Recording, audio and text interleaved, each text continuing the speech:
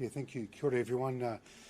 Good to be here in such an exciting announcement. So obviously you've seen all the names that in the coaching group. I've really focused on loyalty. They've all been loyal to me as a coach. I've worked closely with all of them. They've been loyal to New Zealand Rugby. They've coached all the way through the grades and many teams. And the other one was success. We've all been successful together. We complement each other well. We've got a shared cohesion. That's what's required to have success. And probably the last one is, sorry, just that's my thing, is the ability to gone away and learnt their craft. They're experts in their craft. They've either gone on to be head coaches somewhere else, or gone away and found out a little bit more about themselves as a coach, the areas of strength, and they'll come back and we'll all join up and connect and be a really strong coaching group. Yeah, that's my open line. So these are all your first choices? Yeah, it was. It was pretty clear. We talked all the way through the process. They were in the presentation, and look, it's been the last couple of weeks working on negotiations and contracts to make sure we're all lined up, and here we are. How many people presented to you? Presented to me? Oh, they've been presenting the last 5-6 years. Oh, look, you know your market. If you're going to be a head coach and in an environment like that we've got, you've got to know the professional realms, and like, with Joe Solon going on to be a head coach with the Canes for 4 years, and Leon 5 years with the Blues, and the success and the way they've grown as coaches. Justin Ryan obviously got a great relationship with him, and the impact that he's had with the All Blacks, and he's gone in and been extremely successful immediately. And also Scott Hansen, who is an international coach in his own right with Japan and an amazing Rugby World Cup, can coach both sides of the ball, which is exciting. Got a hell of an opinion on everything, little bear. So it's going to be, all young and enthusiastic, and yeah, it's an exciting group. You must have had this group in mind for quite some time. Yeah, like I said, that's why I started with loyalty. It's an important part of it. Loyalty, you want to be tight, you want to be clear as a group, you want to have those conversations that's required. And we'll have those, but you also, like I said, be experts in the areas which all of them are. Did Greg Feek or Scott McLeod express an interest in these positions to carry on with the All Blacks at all? Yeah, they did, and we had conversations with them, and I mentioned, and I said to them, these are my preferred candidates. Yeah. Why was it important to have worked with these guys before and now bringing them on for the All Blacks? Like I said, just the loyalty part, and also they haven't stayed with me all the time. All of them have gone away and coached and been successful. I think it's a really important part of it. We've got 12 days before the first test when we get together. We want to make sure that we're aligned straight away. All that shared experience that we've had before is important. A lot of trust in test match football is required from a coaching group, so we're aligned straight into it and set the All Blacks up to be successful. So with these guys, how can we expect the All Blacks to play moving forward now? Well, that's an early call. Look, we'll divulge that closer to the time, with the old game plan side of it. But here's to talk about the people that are around us. Yeah. Have you met with them or started working with them in the sense of looking towards 2024? Not as such work with them. There's, like I mentioned before, the respect for the current group that's there. Look, I've gone through the clear process that's required from me, from employment side of things, but also focused in on and making sure let's just sign the contracts. We've done that, so we can get this out of the way, and then we can go back and focus and do all our own jobs and own roles, which is in front of us, which is obviously Super Rugby and with Jace with the All Blacks. Did it take much convincing for any of them? Or any of them a bit hesitant about it? I guess in Alfie and Leon's case, they're going from head coaches down to being working under someone again. Well, I suppose it's sort of like being selected as a player. Your dream is to coach your country, and they were all straight in, so it was a yes from the start. Yeah. What about the staff, Scott? I see Nick Gill staying on, but underneath, is there going to be fresh staff as well? Yeah, we're going through that process at the moment. Look, Nick's got some great experience, as we know, He's been an integral part of the success of the All Blacks for a long period of time. I thought it was really important to have that continuity. He's a good man and exceptional world leading at his job. But in terms of the other staff, medical, whatever, is that Yeah. your call who comes in, or how's that? Yeah, look, I'm part of the process, those are lots of conversations to have along the way, and they'll be announced in due course. Yeah. Is that the same with selectors as well? We'll select the team, so the current coaching staff will select it. I'm big on, if you're an expert in your area, you've got to know the players that you're coaching, so they do the homework, then they've got to present back and sell to that group, while we're selecting them. Then you know them pretty intimately. The one good thing about this group, all of us have coached majority, I shouldn't say majority of the All Blacks that are currently in the All Black group. If it's not before for in the 20s or currently there, we know them. We've got current relationships. So that's a real strength, yeah. You mentioned finishing Super Rugby. Obviously, 3 of you guys are Super Rugby head coaches. How do you go about finishing strong in Super Rugby, but also looking forward to the future? Oh, look, we're all experienced now. Like I said, a lot of the guys that are in the roles with super teams have got things down pat. We're right into them, we're past the halfway point of this competition. So now we've got clarity. We can go and focus back on this job. We start November 1. So we can focus into Super Rugby and then get on the job in November. With Leon and Jason, does it add a bit of fuel to the fire? Who wins Super Rugby? Coaching All Blacks? Yeah. Well, we're all competitive.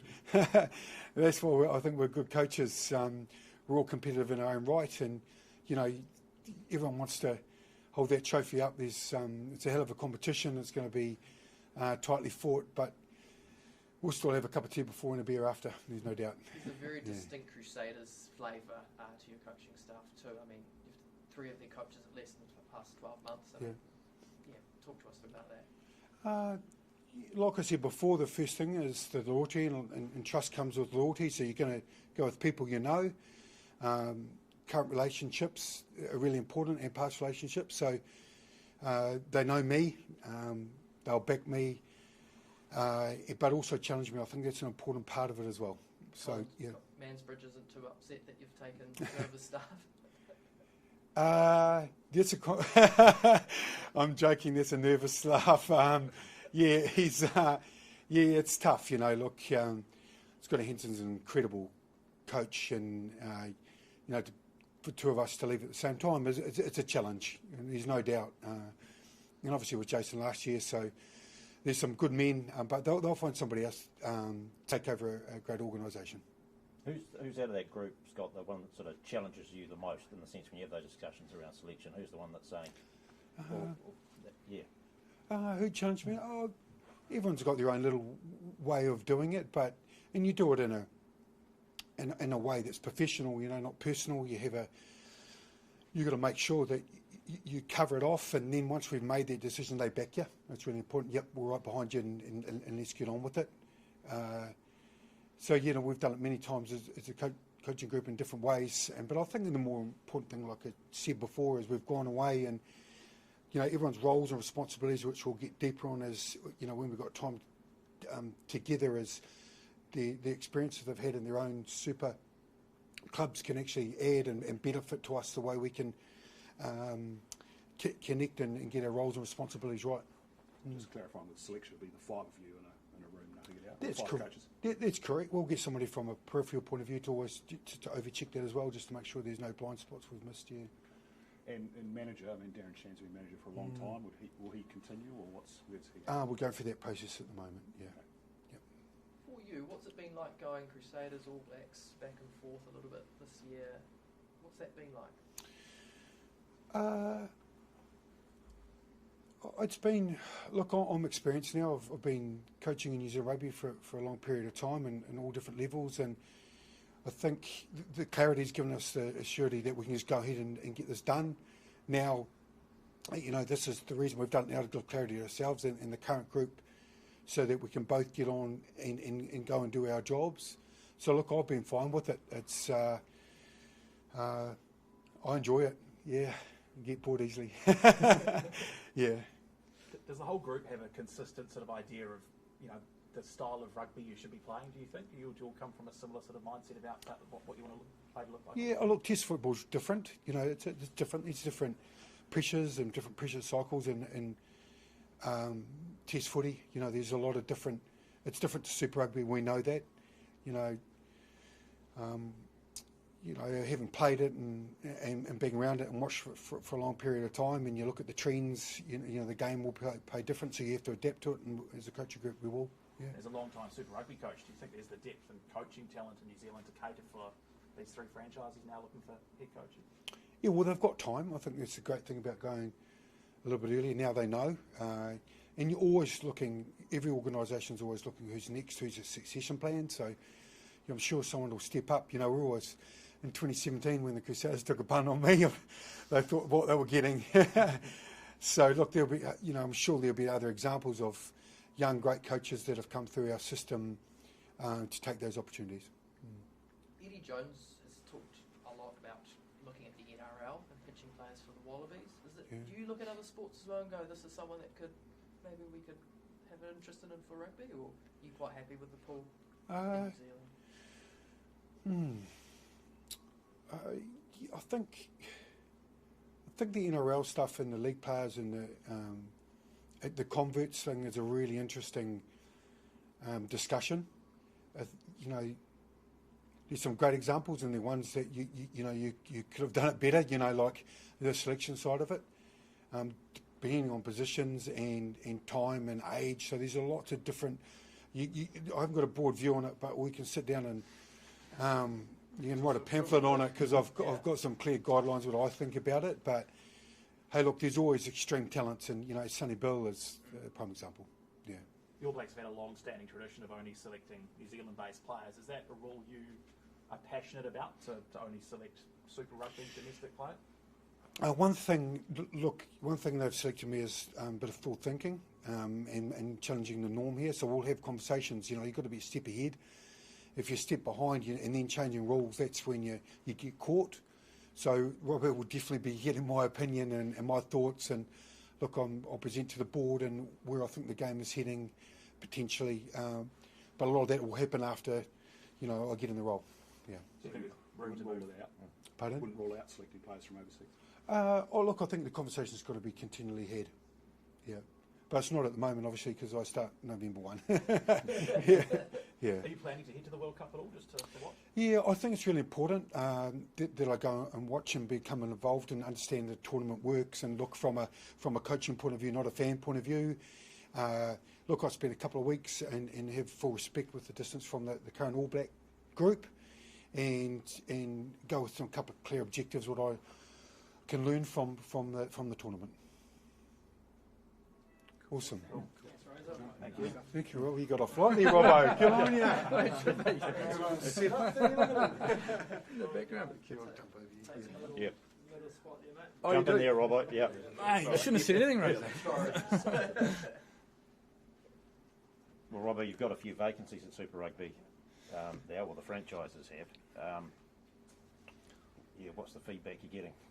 Oh, look, I think first things first, we're delighted to have New Zealand-based coaches coming through our pathways into roles with the All Blacks. That's a fantastic testament to the quality of people we're developing. So, as Ray has just mentioned, we know early, and we're working already with the franchises, and we understand that they've got a lot of work to do, and we'll be right there to support them all the way through our high performance and contracting teams. So, really important next step in all this as well. You'd be happy enough to see overseas coaches appointed to those top jobs? Oh, I think, as Ray has said, we have as it relates to players and coaches, a pretty strong track record of backing people within our own context. So, but the world is changing, as we've seen, many times in recent times. So we need to just think a bit more laterally about that. We want great coaches in our environments. We know it's what the players value really highly in our super clubs. So we want to make sure we can get the best possible, and we'll get to work with the CEOs and the high performance people in those clubs as soon as possible. So you wouldn't rule out an overseas coach? Oh, look, historically we've been really strong on head coaches being New Zealanders. you know, that is still a preference. You know, we've had lots of good examples too of you know, overseas-based coaches coming in and taking various roles as assistants too. So we're not close to that obviously already. We'll just have to have those conversations with the clubs. We've got some obvious contenders leaping out at you. I know you can't say publicly, but do you see franchises where there's an obvious successor? Oh, look, again, we'll just have to take the time and work with them. We know they'll have good succession plans in place. You can't always plan for every eventuality around these sort of scenarios, but we're in pretty regular contact already with our clubs, and we'll continue those conversations. Have there been any conversations with Jamie Joseph and Tony Brown about potentially returning home? Oh, look, I'm not going to get into individual conversations, but obviously, as I said earlier, we want to have the best possible talent coaching our super clubs. It's important for the competition and the players, and so we'll be making sure that we cast the net nice and wide around all the various people that might be available and might be interested. I guess I'm thinking about the Highlanders who are kind of struggling at the moment, I suppose. Could you see a potential avenue for those two to come back in the right situation, and do the Highlanders need some kind of assistance? Look, we really back Derms. You know, we think he's a fantastic up and coming coach, and he's been in our system for a long time and really support him. So as I say, around other prospects or other scenarios around coaches coming in, we don't really see the need to comment on that at the moment. Can we get confirmation how long the new All Blacks coaches' contracts are? The incoming group? Yeah. Oh, we've been pretty clear, 4 years, yeah. Yeah, cool. And in terms of the Super Rugby, do you think this is proving, you know, the worth of Super Rugby head coaches, that there is a pathway to get to the All Blacks? Absolutely, yeah. I mean, as I said in the opening comments, they are a really fine testament to the fact that we provide great opportunities, not only within Super Rugby, but we've had teams obviously go off and coaches go off and have some opportunities with overseas teams. If you look at Scotty and Jason Ryan with Fiji, obviously you've got Jason Holland spent time in Ireland and then came back. So all of those experiences wrapped in, and then I guess using Super Rugby at the pinnacle of our professional club competition to play as a key role in that is important as well. So, you know, we think it's a really strong signal to our up-and-coming coaches that we value the experiences that we can provide here in New Zealand, and there's a really clear pathway for them. Just looking at the staff under the All Black staff from 2024 onwards, Nick Gill's carrying on, but it looks like potentially could be a clean-out. Are you comfortable with a lot of the IP, so to speak, that might be moving on elsewhere? I think Razor answered that question really well. So, you know, we've got a few conversations to work through, and we'll leave it at there for now. Because he mentioned personal loyalty to him, but is there something about people's long-time loyalty to the All Blacks that you'd push to get some of them involved? Oh, look, those are conversations we'll continue to have. You know, support. First and foremost, we're really supportive of this group through to the World Cup. Obviously, been really clear and consistent around that. As it relates to next year, we'll just carry on those conversations. We want to do our absolute best in the way that we work with people through this time, and we'll continue to do that. Would you hope to see all the Super Rugby coaches in place by any particular day? Oh, look, no, we haven't got a time frame on that. You know, as I say, the benefit of going early is it does allow the opportunity to have these conversations on a time frame that's been brought forward. And as you said before, you know, the clubs may all have different degrees of succession plans where a decision may be reached sooner than others, but that's for us to go back and work on with them now.